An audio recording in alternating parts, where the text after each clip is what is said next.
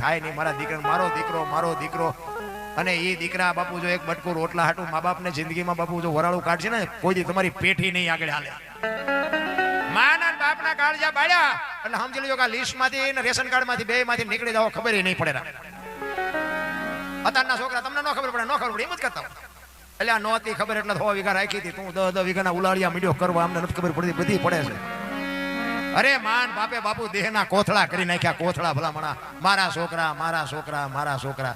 હું તો બેનું નહીં કહું કે તમારા લગ્ન ન થયા હોય બરોબર, લગ્ન થયા પછી હાઉ હારાની સેવા કરજો. હારા સંતાન જોતા હોય, કંઈક વાબવું પડે બાપુ, બાવડું પકડવાની જરૂર હોય, પાણીના લોટાની જરૂર હોય, હારી 2 ટાઈમ બાપુ રસોઈ બનાવીને જમાડજો. તમારું સંતાન કોઈ દી જિંદગીમાં મોડું ન પાકે. બાકી અત્યારે તમે જોવો તો આમ એમાં પૈસા વાળા દીધું તમે જોવો ને સિટીમાં ચાચુ પણ ઉભા વાહડા જેવા રખડે, 40 વર્ષના ત્યાં કોઈ દીકરીએ દેતું નથી. શું ભણતરને કરવાનું? આ સંસ્કાર જ ખૂટે છે અહીંયા. કઈ સાહેબ નકરી પાણીપુરી જ ખાધી છે, એમાં શું બાપુ સંસ્કાર આવે કહેવાનો?